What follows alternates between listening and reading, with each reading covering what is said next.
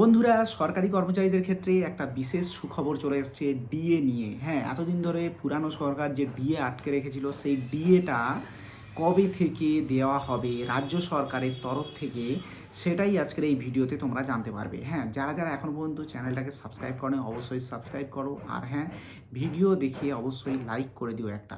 তো চলো দেখা যাক রাজ্য সরকারের তরফ থেকে কি বলা হয়েছে ডিএ নিয়ে এবং কবে থেকে ডিএটা চালু হবে দেওয়া।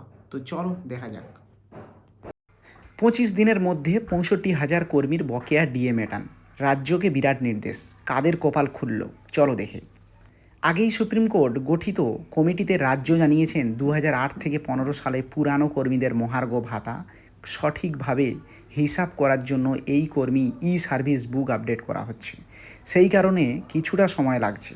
64,759 জনের ই সার্ভিস বুক ইতিমধ্যে স্ক্যান করে আপলোড করার বিষয়টিও জানিয়েছেন রাজ্য সরকার।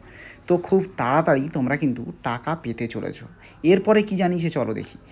রাজ্যের দেওয়া তথ্যের ভিত্তিতে আপাতত ই সার্ভিস বুক আপডেট হয়ে গিয়েছে এমন কর্মীদের 2008 থেকে 15 সালের ডিএর প্রথম কিস্তির টাকা 3রা সেপ্টেম্বরের মধ্যে মিটিয়ে দেওয়ার কথা বলেছে এই কমিটি। উল্লেখ্য, চলতি বছর ফেব্রুয়ারি মাসে সুপ্রিম কোর্টে পঞ্চম পে কমিশনের বকেয়া ডিএ মামলার ঐতিহাসিক জয় প্রায় রাজ্য সরকারি কর্মীরা।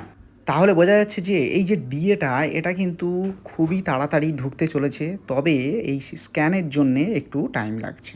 তো বন্ধুরা, ভিডিওটা কেমন লাগলো অবশ্যই তোমরা কমেন্ট করে জানিও, আর নতুন হলে অবশ্যই সাবস্ক্রাইব করে দিও, পাশে থেকো, কারণ সরকারি এরকম নতুন নতুন ইনফরমেশন পেতে গেলে অবশ্যই চ্যানেলটাকে সাবস্ক্রাইব করে রাখতে হবে। তো নমস্কার বন্ধুরা।